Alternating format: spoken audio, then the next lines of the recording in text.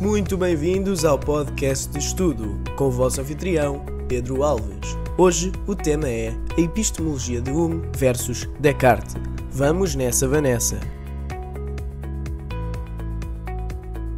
Eu gostava de começar este podcast com um aviso que eu julgo importantíssimo. Vocês podem estar a reparar que eu estou com uma voz sexy, no entanto, isto é devido a uma amigdalite e não a uma mudança real de alguma coisa, portanto, vamos a iniciar. Então, meus amigos, para começar, tal como René, Hume vai lidar com o problema epistemológico da definição, da possibilidade e da origem do conhecimento. Se nos pedirem para formular o problema, este é o problema em questão. E Hume vai responder com a sua teoria empirista, com o empirismo de David Hume. Então, o que é este empirismo? David Hume vai ser um filósofo empirista porque, para um empirista, a experiência é a fonte principal do conhecimento humano. Esta vai ser a opinião de Hume. Nada está no intelecto, razão, sem antes ter passado pelos sentidos. Isto é a crença dos empiristas. Então, relativamente à origem do conhecimento, tal como René, Hume vai utilizar uma abordagem fundacionalista para responder a este desafio cético. Será que o conhecimento existe? Mas como vimos no racionalismo cartesiano, a experiência sensível é encarada com uma enorme suspeita. René vai defender que a única crença básica que nós realmente temos é o cogito. Lembrem-se que uma crença básica é uma crença indubitável, irrefutável, que é uma verdade absoluta. E esta crença, o cogito, o penso logo existo, é uma crença que pode ser estabelecida apenas pelo pensamento. Uma pessoa só pode chegar a esta crença a priori, a pensar através da razão. O fundacionalismo proposto por Hume vai atribuir o estatuto de crenças básicas justamente às crenças que provêm da nossa experiência sensível imediata. Por exemplo, para David Hume, eu estou neste momento a ter uma experiência da cor azul, é uma crença básica, isto é indubitável, porque se eu estou a experienciar a cor azul, eu estou a experienciar a cor azul e ponto final. Então esta vai ser a versão empirista do fundacionalismo. Tal como a maioria dos empiristas, David Hume vai acreditar que, quando nascemos, a nossa mente é como uma tábua rasa, uma folha em branco que posteriormente, depois, será preenchida pela experiência. Isto significa que, para estes autores, para os autores empiristas, o conteúdo das nossas mentes tem a sua origem na experiência. São os 5 sentidos que fornecem informação acerca do mundo, registrando nas nossas mentes as impressões colhidas do exterior. Hume vai utilizar o termo percepções para designar todo e qualquer conteúdo das nossas mentes, ou seja, tudo aquilo que fazemos quando observamos, sentimos, recordamos, imaginamos, etc. Segundo Hume, as nossas percepções podem ser de 2 tipos, isto agora é muito importante, impressões e ideias. Para o filósofo escocês David Hume, todas as nossas ideias sobre o mundo têm origem na experiência, por isso é um filósofo empirista. Para Hume, os conteúdos da nossa mente chamam-se percepções e dividem-se em impressões, experiências internas, sentimentos e desejos, ou externas, resultam dos sentidos, e ideias, abrangem os nossos conceitos, aquilo que imaginamos e recordamos. David Hume defende que todas as ideias são cópias das impressões. Quando comemos um gelado de chocolate, por exemplo, recebemos várias impressões, que é doce, que é cremoso, que é frio, que vai derretendo. Todas essas impressões simples, frio, cremoso, doce, dão origem à impressão complexa, gelado de chocolate. Mas mesmo que não tenhamos a sorte, neste momento de estar a comer um gelado de chocolate, temos a deliciosa recordação dessa impressão. A isso se chama a ideia de um gelado de chocolate. Como vemos facilmente, as ideias são menos vívidas do que as impressões. Assim, para Hume, nenhuma ideia nasce connosco. Então Hume vai dizer que o conteúdo dentro de nós, as percepções, vão se dividir em impressões e ideias. Ambas vão ser adquiridas a posteriori. Nenhuma destas duas pode vir do raciocínio. A priori, estas derivam da experiência. As impressões vão ser os dados da nossa experiência imediata, ou seja, aquilo que estamos a sentir num dado momento. Eu se dou aqui uma porrada na mesa e sinto dor na mão, não senti porque não foi assim tão forte, só fez barulho, isso é uma impressão. Mas agora já não é, agora é uma memória. Enfim, as impressões têm elevado grau de intensidade e vivacidade. Uma impressão é sentir. Estas podem ser externas, quando são visuais, auditivas, táteis, olfativas e gustativas, como por exemplo ter a sensação de ver a cor azul, ter uma dor de dentes, sentir calor, isto é tudo externo. E as impressões também podem ser internas, emoções ou desejos, como o sentido de raiva, de amor, de ódio ou tesão. Agora, estas impressões vão dar origem das ideias. As ideias são cópias enfraquecidas das impressões que surgem quando recorremos à memória ou à imaginação, como recordar que se teve uma experiência de cor azul, de uma dor de dentes, ou se sentiu calor, que se amou, odiou, desejou, ou teve-se um tesão do caralho. Estas têm menor grau de intensidade e vivacidade do que as impressões, que consistem em pensar e recordar. É muito mais intenso eu sentir a dor de dar uma porrada na mesa do que lembrar-me da dor de dar uma porrada na mesa. Agora chega à parte complicada que ninguém entende. Segundo Hume, as nossas percepções podem ainda subdividir-se em simples e complexas. Esta divisão abrange tanto as impressões como as ideias. As ideias simples vão corresponder a impressões simples, que não podem ser decompostas noutras impressões. Por exemplo, azul, bola, cavalo, branco. Enquanto as ideias complexas vão corresponder à combinação de duas ou mais ideias simples, como acontece, por exemplo, com a ideia de maçã vermelha, que é uma cópia enfraquecida da impressão que temos quando olhamos para maçãs vermelhas. Estas explicações às vezes são uma complicação do caraças. Mas pronto, maçã vermelha são claramente duas ideias, é vermelha e maçã. Estamos aqui a criar uma ideia complexa, porque é uma maçã que é especificamente vermelha, não é só a ideia de uma maçã. Quer esta impressão, quer a ideia que lhe corresponde, podem ser decompostas em elementos mais simples. Neste caso, como eu expliquei, a maçã e a cor vermelha. Então Hume vai acreditar uma cena que chama-se o princípio da cópia. Todas as ideias são cópias de impressões. Isto é uma cena básica do empirismo de Hume. É uma coisa que é uma base desta cena toda. Não sei se vocês perceberam, eu acho que esta explicação foi excelente, caraça. Hume vai apresentar dois argumentos a favor do princípio da cópia, e estes vão ser o argumento da prioridade e o argumento do cego de nascença. Então o argumento da prioridade vai consistir nas seguintes 4 premissas. Cada impressão simples tem uma ideia simples que lhe corresponde. Se cada impressão simples tem uma ideia simples que lhe corresponde, ou as impressões simples são cópias de ideias simples, ou as ideias simples são cópias de impressões simples. As impressões simples não são cópias de ideias simples. Logo, as ideias simples são cópias de impressões simples. Sinceramente, isto até faz pouco sentido de explicar fora desta estrutura do argumento. Portanto, eu acho que eu vou deixar assim. Mas, essencialmente, se existem ideias e existem impressões da mesma coisa, uma tem que ser a cópia da outra. No entanto, as impressões simples não são cópias de ideias simples. Porque, por exemplo, as ideias vêm a seguir à impressão. Eu primeiro dou a porrada na mesa e depois lembro-me da porrada na mesa. Logo, as ideias simples vão ser cópias de impressões simples. Eu se dei a porrada na mesa, a minha lembrança é uma cópia desta cena que eu vivi. Pronto, enfim. Agora, o argumento do cego de nascença vai basear-se na impossibilidade de um cego de nascença formar a ideia de uma cor específica, por exemplo azul, devido ao simples facto de nunca ter sido exposto à impressão correspondente. Se as ideias simples não são cópias de impressões simples, então é possível que um cego de nascença tenha a ideia de cor, apesar de não ter qualquer impressão que lhe corresponda. Um cego de nascença não pode ter a ideia de cor azul, logo, as ideias simples são cópias de impressões simples. Então isto vai também sustentar que as ideias são cópias das impressões, porque um cego que nunca teve tal impressão não vai poder ter tal ideia. Enfim, isto aqui faz sentido, é lógico, é um argumento válido.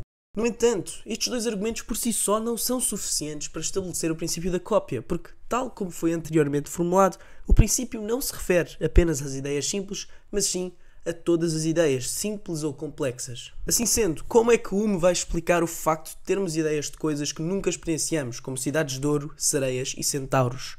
Ou seja, como é que Hume vai explicar as ideias complexas? Nós já estabelecemos que as ideias simples são cópias de impressões simples, mas de onde raio é que vêm as ideias complexas que nós nunca experienciamos diretamente? Hume vai responder a este desafio sugerindo que as ideias complexas têm duas origens distintas, a memória e a imaginação. Assim, uma ideia complexa pode ter origem na memória, e nesse caso tem a mesma configuração que tinha na experiência, ou seja, eu posso lembrar-me simplesmente de uma impressão complexa, ou na imaginação, porque nós, através desta, podemos juntar ideias simples que, como impressões, foram experienciadas separadas, mas nós podemos, através da cabeça, misturar estas ideias, como acontece com a ideia de sereia, que é uma mistura das ideias peixe e mulher. Então, quando as ideias têm origem na memória, estas vão corresponder sensivelmente àquilo que Descartes, René, designava por ideias adventícias.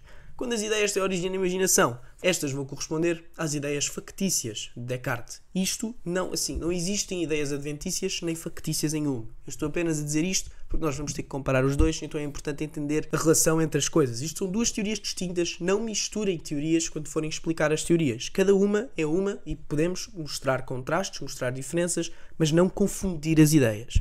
Agora, René acredita também nas ideias inatas e Hume vai acreditar que não existe tal coisa, porque uma vez que defende que todas as ideias são cópias de impressões, a nossa mente à nascença, como eu já disse, é uma tábua rasa, é zero, bola. Nós não sabemos nada à nascença e vamos aprender tudo através da experiência. Então o Hume vai concluir efetivamente que todas as ideias são, direta ou indiretamente, cópias das impressões. Eu posso literalmente lembrar-me de uma coisa, ou eu posso misturar ideias simples, que vêm de impressões simples, para criar ideias complexas através da minha imaginação. Na opinião do Hume, não existe um único contra-exemplo que seja suficiente para refutar o princípio da cópia.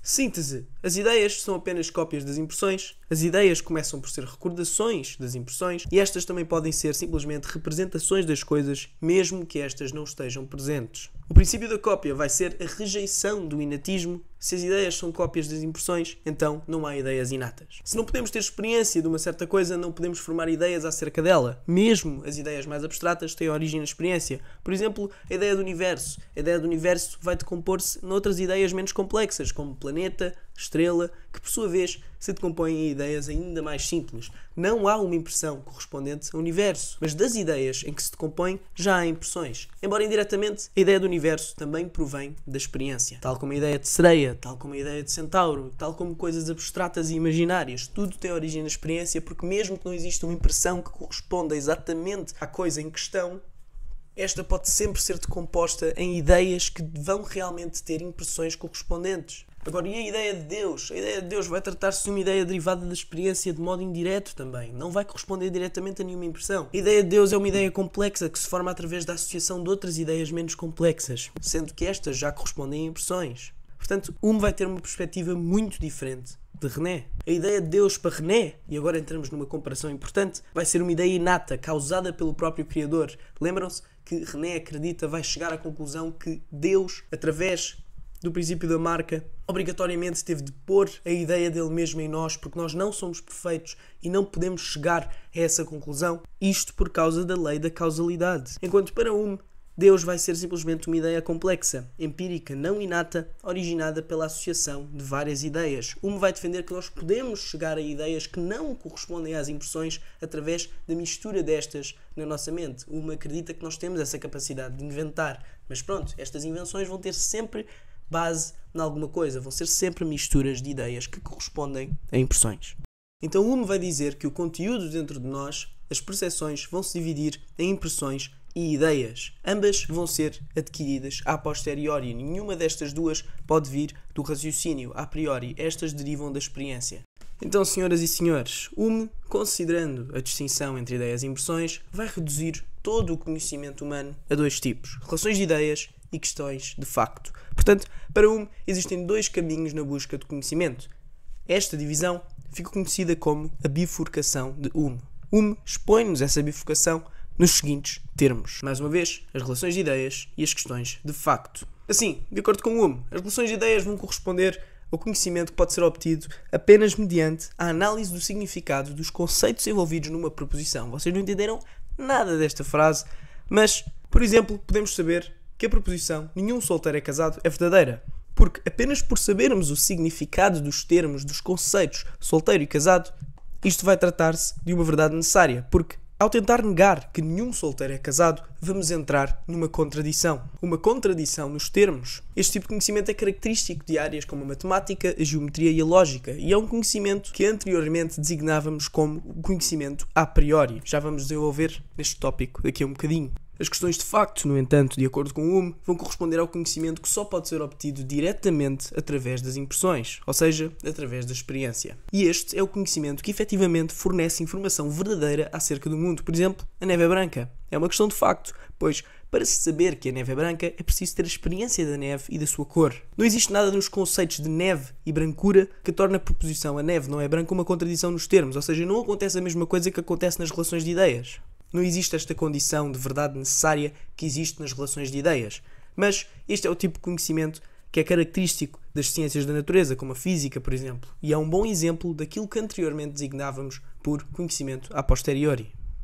Segundo Hume, apenas os conhecimentos sobre as questões de facto nos podem fornecer informações acerca do mundo. Isto realmente faz um bocado de confusão, não é? Porque as relações de ideias vão ser necessariamente verdadeiras. Mas o que Hume vai argumentar, que na minha opinião é interessante, é que as relações de ideias, embora expressem verdades necessárias, ou seja, as relações de ideias corretas são necessariamente verdadeiras, se eu disser, qual é que era o exemplo de há bocado? Nenhum solteiro é casado, eu estou a dizer algo que é verdadeiramente necessário, porque existe uma contradição nos termos se eu for negar esta proposição. Mas efetivamente, as relações de ideias como esta não dizem nada sobre o mundo. Não dizem nada sobre o que realmente existe. É verdade que nenhum solteiro é casado, mas isso não nos diz se existem solteiros ou não. Portanto, é apenas algo lógico, que não expressa realmente algo tangível acerca do mundo, não nos diz realmente nada, porque, pronto, é só uma lógica. Desta forma, Hume vai rejeitar a conclusão do argumento cético da regressão infinita, porque, embora reconheça que as nossas cadeias de justificações podem de facto acabar por regredir infinitamente, deixando as nossas crenças injustificadas, Hume também acredita que estas podem acabar por desembocar em algo autoevidente, presente à nossa memória ou aos nossos sentidos, e em última análise passa a servir de fundamento ou de justificação para algumas das nossas crenças. Vamos realçar aqui o contraste entre a perspectiva de Hume e a perspectiva de Descartes. Para Hume, todo o conhecimento acerca do mundo tem necessariamente um fundamento a posteriori. Para Descartes, para René, há a possibilidade de haver conhecimento a priori acerca do mundo. Nomeadamente, René pensava que, ainda que a experiência sensível seja inteiramente ilusória, podíamos apenas, com base no nosso pensamento de razão, saber coisas como eu existo, Deus não é enganador. Mas Hume não acredita nisso. Hume acredita que todo o nosso conhecimento tem necessariamente um fundamento a posteriori. Especialmente porque o raciocínio, coisas a priori, vão ser relações de ideias, e as relações de ideias não nos dizem nada sobre o mundo. Podem até expressar coisas que são necessariamente verdadeiras, mas não são realmente coisas tangíveis, como eu disse. Então as relações de ideias vão ser, por exemplo, nenhum solteiro é casado, um triângulo tem 3 lados, o dobro de 5 é metade de 20. E as questões de facto vão ser: o sol vai nascer amanhã, Lisboa é a capital de Portugal, fumar faz mal à saúde. As relações de ideias, o nosso antigo conhecimento a priori, vão expressar verdades necessárias. A negação de uma relação de ideias vai implicar uma contradição. Assim, vamos ter uma certeza. A certeza da verdade pode estabelecer-se demonstrativamente, através do raciocínio, dedução e da intuição. Para sabermos, mais uma vez, que nenhum solteiro é casado, não precisamos de fazer nenhuma observação. Sabemos-lo a priori, apenas por lógica, porque entendemos ambos os conceitos e percebemos que, ao negar esta frase, existe uma contradição nos termos. No entanto, as questões de facto vão corresponder ao conhecimento a posteriori, que é apenas neste que Hume realmente acredita, porque é necessário recorrermos à experiência, observarmos os factos do mundo para termos questões de facto, e é contingente. A negação de uma questão de facto não implica uma contradição. A sua verdade não é totalmente certa. Dizer que o sol não vai nascer amanhã pode ser falso, mas não é contraditório. Então, segundo Hume, podemos saber a priori que nenhum solteiro é casado, mas sem a experiência não teríamos os conceitos de solteiro e de casado. O conhecimento das relações de ideias a priori não é substancial, porque não diz respeito a nada tangível. O conhecimento das questões de facto, a posteriori, é substancial. Mesmo não havendo algo que comprova a verdade das questões de facto, as questões de facto vão dizer respeito a tudo o que é substancial e depois vão ser autoevidentes, porque nós vemos as coisas e sentimos as coisas e essa é a fonte do nosso conhecimento. Então Hume vai concluir que existe conhecimento a priori, mas não é acerca do mundo. Todo o conhecimento do mundo é a posteriori. A resposta de Hume acerca do problema da origem do conhecimento vai ser a experiência. A experiência é a principal fonte do conhecimento humano. Vamos rever aqui isto tudo. As relações de ideias são obtidas através da análise de conceitos. Podem ser conhecidas a priori. São conhecidas por intuição ou dedução.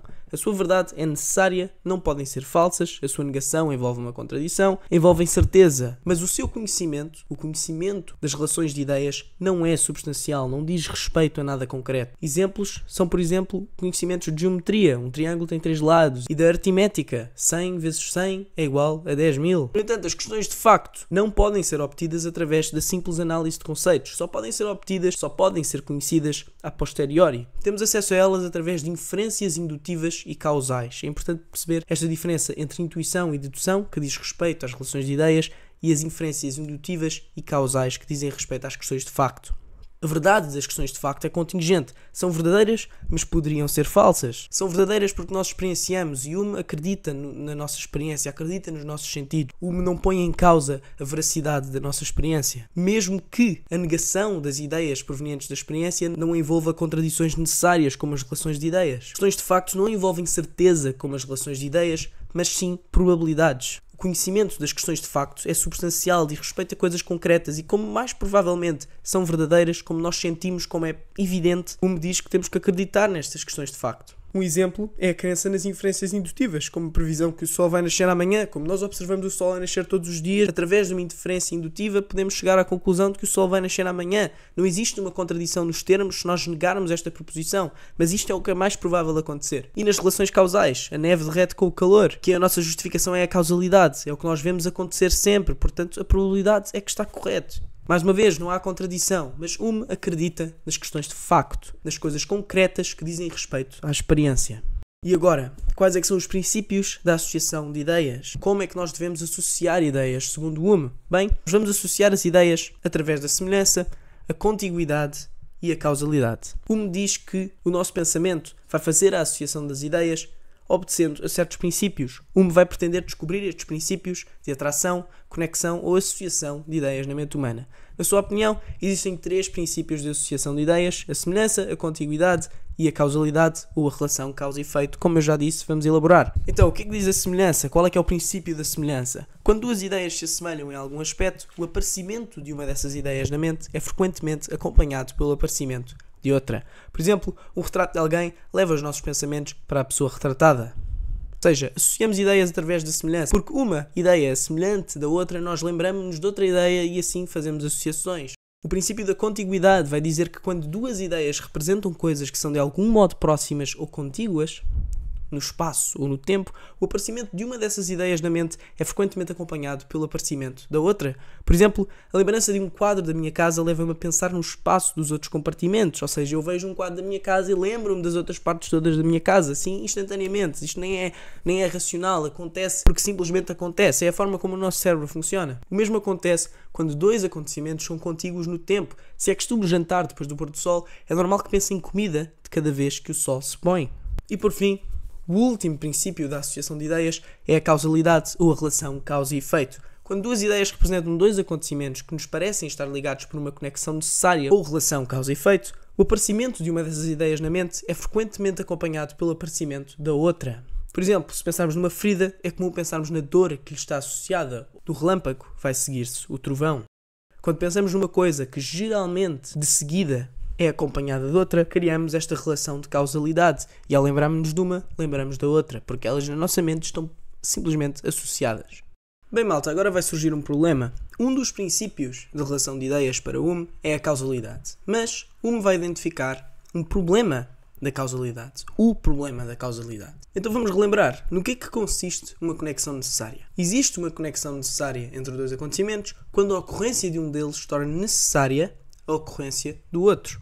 A ideia da causalidade vai lixar a vida de Hume, visto que negar uma relação causal, que supostamente é uma relação de ideias, não resulta em nenhuma contradição. Esta ideia, então, afinal, não vai corresponder a uma relação de ideias porque, por exemplo, é sabido que o calor causa a evaporação na água, mas não é uma contradição nos termos afirmar a água não evapora por ação do calor. Por mais desenvolvidas que estivessem as nossas capacidades racionais à nascença, não seria possível saber isso sem recurso à experiência. Portanto, a causalidade não pode ser uma relação de ideias porque não surge a priori, surge a posteriori. Então a única alternativa é a causalidade ser uma questão de facto. Mas, efetivamente, não parece haver nenhuma impressão sensível que corresponde diretamente a uma presumível relação, ligação causal ou conexão necessária entre 2 acontecimentos. Tudo o que vemos é um deles, um acontecimento, a ocorrer sempre a seguir ao outro. Mas nós não vemos realmente a relação causal. Não existe uma impressão que corresponde à relação causal. Então, será que podemos dizer que esta ideia provém da experiência? Uau, estamos aqui a chegar a um conflito. Será que a causalidade não corresponde nem às relações de ideias, nem às questões de facto? Bem, isto é o problema da causalidade e pode ser formulado conforme se segue. Qual é a origem da nossa ideia de causalidade ou conexão necessária? Ou, como pode a ideia de causalidade ter uma origem empírica se, aparentemente, não existe nenhuma impressão sensível que lhe corresponda? Para dar resposta a este problema, Hume vai recorrer à experiência mental do Adão inexperiente. Experiência de pensamento. Apresente-se um objeto a um homem dotado da mais forte capacidade e razão natural. Se esse objeto for inteiramente novo para ele, mesmo o exame minucioso das suas qualidades sensíveis não lhe permitirá descobrir quaisquer das suas causas ou efeitos.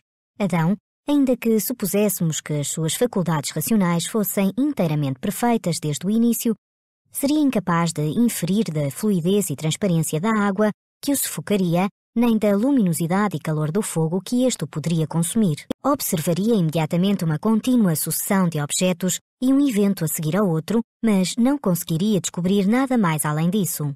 Não seria, no início, capaz de apreender por meio de qualquer raciocínio a ideia de causa e efeito. Sem mais experiência, jamais poderia conjecturar ou raciocinar acerca de qualquer questão de facto ou assegurar-se de alguma coisa além do que estivesse imediatamente presente à sua memória e aos seus sentidos. Suponhamos agora que ele tenha adquirido mais experiência e tenha vivido num mundo o suficiente para observar que objetos ou acontecimentos similares estão constantemente conjugados uns com os outros. Qual é a consequência desta experiência? Que ele passa imediatamente a inferir a existência de um objeto a partir do aparecimento do outro. Há um princípio que o obriga a chegar a essa conclusão. Esse princípio é o costume ou hábito. Para Hume, qual é a origem da ideia de causalidade? Então, de forma muito resumida, esta experiência mental do Adão inexperiente vai-nos mostrar que a ideia da causalidade não surge a priori, como já tínhamos concluído, mas pode sim surgir a posteriori através da experiência. Podemos observar que Adão, ao observar as coisas a acontecerem muitas vezes, vai criar estas relações, vai acreditar nestas conexões necessárias. Mas, como podemos observar também, ele vai criar estas crenças não baseado na veracidade destas conexões necessárias, mas sim no hábito. Ou seja, nós não temos nenhuma impressão que corresponda diretamente a conexões necessárias. Portanto, não podemos realmente confiar nestas, não podemos dizer que estas são necessariamente verdadeiras. Podemos apenas dizer que criamos estas conexões nas nossas mentes através do hábito, das experiências que temos de conjunções constantes. Dois acontecimentos que se repetem inúmeras vezes seguidos um do outro, são conjunções constantes que vão nos levar a acreditar em conexões necessárias. Mais uma vez, Hume vai mostrar que a ideia da causalidade não se funda na razão, mas sim na experiência, mais precisamente numa impressão interna que consiste na expectativa de que certos acontecimentos se vão seguir a outros devido à experiência da conjunção constante entre ambos, ou seja, devido ao hábito de os vermos constantemente conjugados. Nós vermos as coisas a acontecer 1 milhão de vezes uma a seguir à outra é o que permite a criação do hábito. Este hábito vai justificar a nossa crença em conexões necessárias, mas não a vai provar. Deste modo, a experiência da conjunção constante para entre dois acontecimentos é simultaneamente necessária e suficiente para que criemos esta ideia de causalidade. Assim, a conexão entre a causa e o efeito existe apenas na nossa mente. A conexão é imaginada por nós pela força do hábito e projetada nos acontecimentos. Portanto, a origem da ideia de causalidade é o hábito. Em síntese, a compreensão habitual da causalidade é de que um acontecimento A, a causa, provoca um acontecimento B, o efeito. O acontecimento A pode ser, por exemplo, se observarmos pegadas na praia, vamos concluir o acontecimento B, que é alguém passou por ali antes de nós. Fazemos assim uma inferência causal, uma inferência relativa à causalidade, a uma relação causa e efeito. David Hume vai considerar que esta concepção habitual da causalidade é errada. A causalidade para Hume consiste essencialmente em sabermos que a experiência mostra-nos conjunções constantes, não conexões necessárias. Ligamos a causa ao efeito com base no hábito, um fenómeno psicológico e subjetivo, e a ideia de conexão necessária é a cópia de um sentimento, não de uma impressão externa. Portanto, não há uma impressão, não existe nenhuma percepção que está diretamente ligada à relação causa e efeito. Nós apenas observamos conjunções constantes que vão formar o hábito que justifica a nossa crença na causalidade. O estabelecimento destas relações de causalidade só pode ser feito a posteriori, não a priori, como mostra-nos a experiência do Adão inexperiente, porque ele não sabe nada até realmente experienciar as conjunções constantes que vão fazê-lo criar o hábito que vai permitir a crença nas relações causais. Apenas a experiência nos permite fazer inferências causais e dizer que uma determinada coisa é causa ou efeito da outra. Nós não podemos chegar a esta conclusão sem observarmos a conjunção constante. Ver as coisas acontecerem é indispensável para fazer inferências causais. Ou seja, vemos uma coisa, acontecimento A acontecer, a seguir à outra, acontecimento B, e nada mais. Nunca vemos realmente a relação causal entre elas, a chamada conexão necessária. Não temos uma impressão sensorial, uma sensação de conexão necessária. Não temos qualquer prova de que tenha sido A a causar B. Justificamos esta relação causal através do hábito. A causalidade existe apenas na nossa cabeça e não no mundo. É um fenómeno subjetivo. A ideia de conexão necessária é, portanto, uma cópia de um sentimento e não de uma sensação. Quando afirmamos a existência real de relações causais, estamos a ultrapassar o que a experiência nos efetivamente mostra. Por isso, a compreensão habitual da causalidade não é correta. Então, malta, estamos quase a terminar, mas vamos ter que andar com muita calma porque este PowerPoint tem muito conteúdo. Então, sem mais delongas, vamos começar com o problema da indução. A solução de Hume para o problema da causalidade mostra-nos que a nossa expectativa de que causas semelhantes terão efeitos semelhantes baseia-se unicamente no hábito, ou seja, na nossa experiência de certas regularidades ou repetições. Ou seja, não é legítimo postularmos a existência de uma força ou poder secreto da natureza que estabelece uma relação causal ou conexão necessária. A causalidade é falsa. Eu prefiro até dizer que não pode ser comprovada, mas pronto. No entanto, se prestarmos atenção ao que eu acabei de constatar, podemos verificar que esta constatação não está isenta de dificuldades, ela tem alguns problemas. Afinal, que razões temos para acreditar que só porque até hoje 2 acontecimentos apareceram constantemente conjugados, o mesmo irá acontecer daqui em diante, ou seja, no futuro? Ou seja, será que temos razões para acreditar que só porque as coisas acontecem muitas vezes e aconteceram desde sempre, vão acontecer no futuro? Bem, nós todos os dias fazemos muitos raciocínios indutivos. Estes vão ser generalizações e previsões. Por exemplo, os iogurtes de mirtilo que já provei eram saborosos. Logo, todos os iogurtes de mirtilo são saborosos. Isto é uma generalização. Estamos a falar de todos os iogurtes de mirtilo quando tivemos uma experiência limitada. Estamos aqui a correr um risco. Nós não conhecemos todos os iogurtes de mirtilo do mundo, até porque isto é simplesmente impossível. Mas outro exemplo é, já estive muitas vezes em salas como esta e o teto não caiu. Por isso, o teto não vai cair durante esta aula. Aqui estamos a fazer uma previsão. Estamos a assumir que, porque uma coisa nunca aconteceu, não é agora que vai acontecer. Os raciocínios indutivos partem da experiência, mas levam-nos além da experiência. As conclusões referem-se a casos não observados, quer do presente, quer do futuro. Relativamente aos iogurtes, não é possível provarmos todos os iogurtes, mas a conclusão refere-se a todos os iogurtes de mirtilo. E relativamente ao teto, que não caiu, a conclusão refere-se a momentos que ainda não ocorreram. Portanto, estamos a fazer uma indução, mas efetivamente não sabemos o que vai acontecer. Portanto, chama-se indutiva a uma inferência que se baseia num determinado número de casos observados para chegar a uma conclusão que inclui casos dos quais ainda não tivemos experiência. Então estamos a fazer uma indução quando assumimos uma coisa. Mas será racional, a partir da repetição de um determinado número de casos observados, inferir uma conclusão acerca de casos ainda não observados? Será que nós podemos assumir coisas só porque achamos que temos experiência? Ou dito de outra forma, será que podemos justificadamente confiar nas nossas inferências indutivas? Este problema ficou conhecido como o problema da indução. Hume considera que não temos forma de justificar racionalmente a nossa confiança na indução. Por mais uniforme que seja a natureza, jamais estaremos racionalmente justificados a acreditar que esta regularidade da natureza vai se manter no futuro. A argumentação de Hume pode ser reconstituída conforme se segue. A crença de que a indução é fiável só pode ser justificada a priori ou a posteriori. A crença de que a indução é fiável não pode ser justificada a priori. A crença de que a indução é fiável não pode ser justificada a posteriori. Logo, a crença de que a indução é fiável não pode ser justificada. Não podemos justificar esta crença a priori porque esta crença não é uma relação de ideias. Não existe uma contradição. Não é contraditório supor que o Sol não vai nascer amanhã, embora tenha nascido todos os dias até hoje. E a crença de que a indução é fiável também não pode ser justificada a posteriori, porque recorrendo à experiência para justificar a nossa confiança implica cometer uma petição de princípio, pois estamos a concluir que a indução é fiável com base na experiência de alguns casos bem-sucedidos de indução. Ou seja, estaríamos a recorrer à própria indução para justificar a nossa confiança na indução. Petição de princípio, mais uma vez. Agora daqui segue-se que a nossa confiança na indução não pode ser racionalmente justificada. Nos nossos raciocínios indutivos ocorre uma espécie de salto. De alguns saltamos para todos, de alguns do passado ao presente para o próximo ou os próximos casos do futuro. Sem este salto indutivo, só poderíamos muito provavelmente pensar e falar do imediato, do aqui e do agora. E agora, se não podemos recorrer à indução no processo de justificação, a indução não pode ser justificada a posteriori e a indução não pode ser justificada a priori, racionalmente. Isto vai ser uma conclusão cética. E é devido a estas dúvidas que Hume tem que ele é considerado um cético moderado. Hume vai acreditar que temos conhecimentos acerca das relações de ideias, as que implicam contradições, porque pronto, são verdades necessárias, e que também temos alguns conhecimentos acerca do mundo, mas não todos. Hume, mais uma vez, vai ser um cético moderado.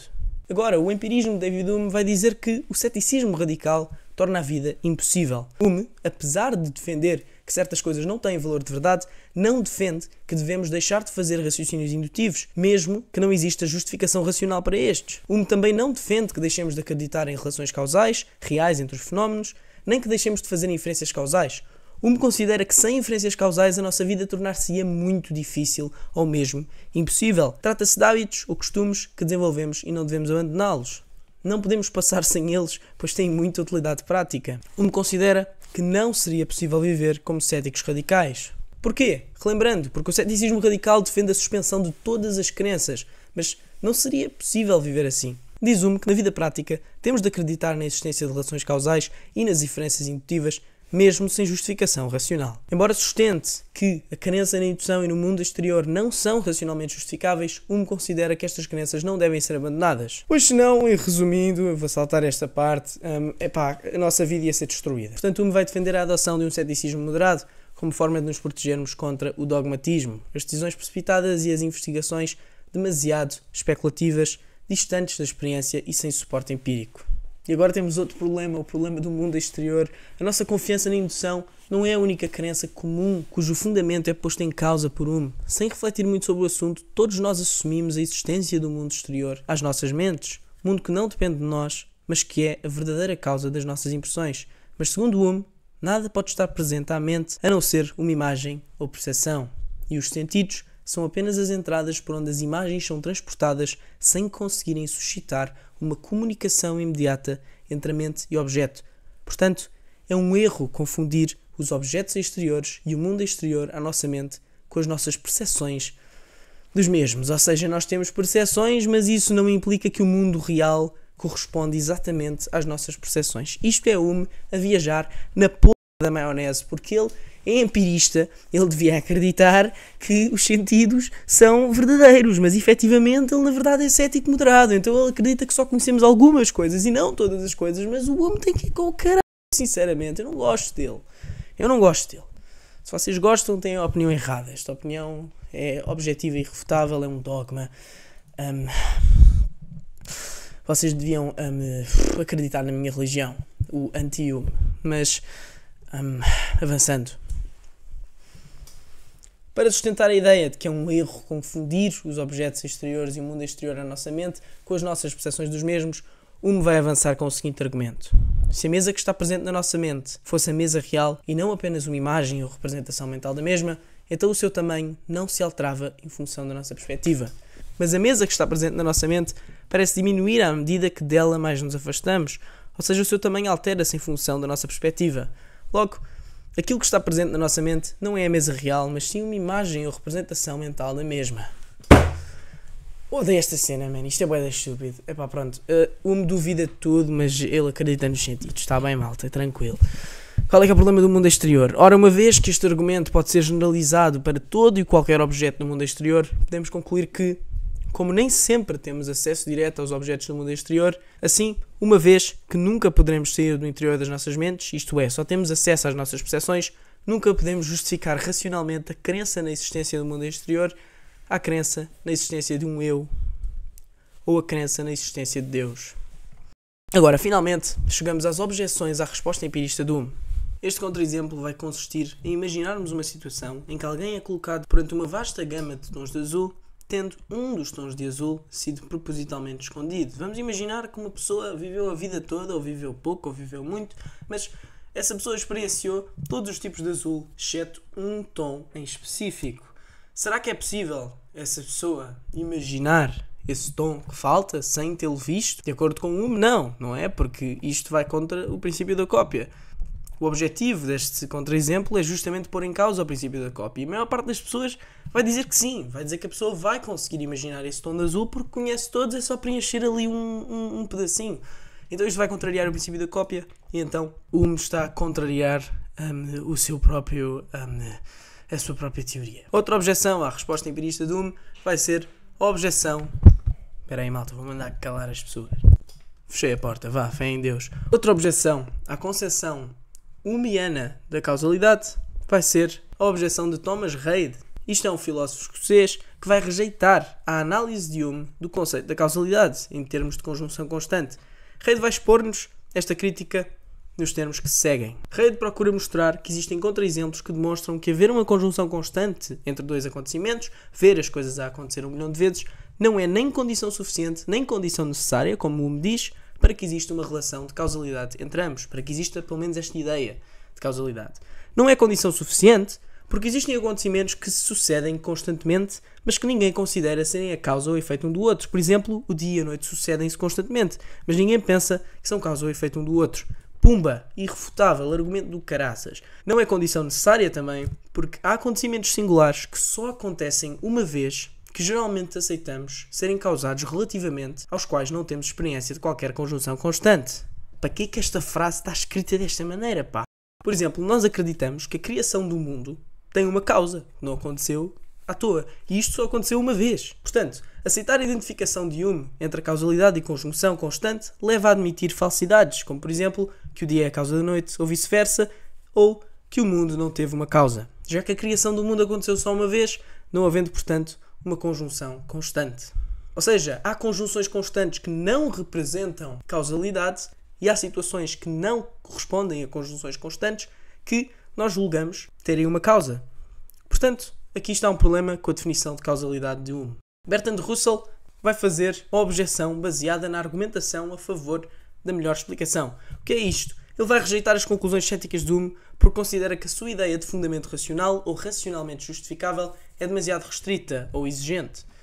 Hume parece admitir que nenhuma crença está racionalmente justificada a menos que exista uma prova definitiva da sua verdade. Para Russell, pode ser racional acreditar numa crença mesmo na ausência deste tipo de prova, pois pode acontecer que, de entre as alternativas disponíveis para explicar a nossa experiência, existe uma hipótese mais plausível do que todas as outras, pelo que é mais racional acreditar na sua verdade do que em qualquer uma das alternativas. Chama-se esta forma de argumentação abdução, ou mais especificamente, argumentação a favor da melhor explicação. Ou seja, às vezes pomos em causa coisas que na verdade têm uma melhor explicação, que nós podemos simplesmente ver o que é mais plausível e às vezes o mais plausível é acreditar numa coisa em vez de estar a duvidar dela. Russell acredita que a existência do mundo exterior às nossas mentes é uma explicação da nossa experiência muito mais simples e apelativa do que qualquer cenário cético que se possa imaginar.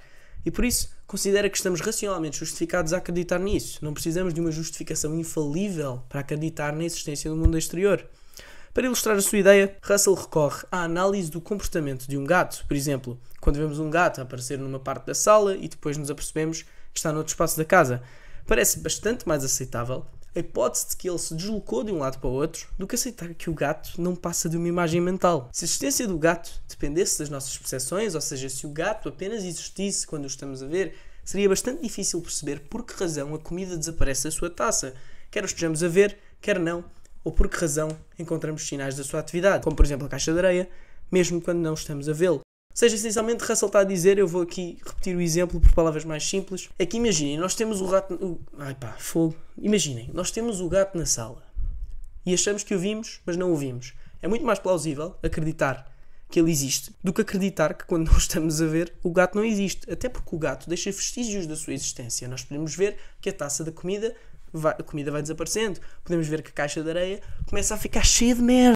Como o Hume. O Hume é ele está cheio de merda. Ficando obeso. Esta estratégia argumentativa aplica-se igualmente à ideia de causalidade. Hume vai sugerir que a nossa crença de que existe uma relação causal ou conexão necessária entre diferentes objetos ou acontecimentos não tem qualquer fundamento racional. Mas, se Hume estiver certo, como é que se explica esta conjunção constante? Como uma sucessão de coincidências? Ou seja, se Hume diz que não existe relação causal, só existem conjunções constantes, então o quê? Tudo o que acontece por causa de outra coisa, na verdade, é só coincidência? Isso é pouco plausível. Parece mais razoável, mais plausível, aceitar que as relações causais de facto existem, do que supor que estas conjunções constantes simplesmente ocorrem no mundo de um modo causal, ou seja, por acaso. E agora, malta, por fim, vamos comparar as teorias de Descartes e de Hume, aqui baseado na tabelinha. Portanto, questões. Qual é a perspectiva filosófica em que se insere a teoria? A teoria de René é o racionalismo e a teoria de Hume é o empirismo. É bom sabermos isto, por amor de Deus, porque senão, perdemos tudo. Qual é a fonte do conhecimento? Deu-me aqui um voice crack esquisito. Qual é a fonte do conhecimento mais valorizada? Para René é a razão, para Hume é os sentidos ou a experiência sensível. Existem ideias inatas? Ou seja, ideias que nascem connosco? Para René, sim, por exemplo, o cogito e a ideia de Deus.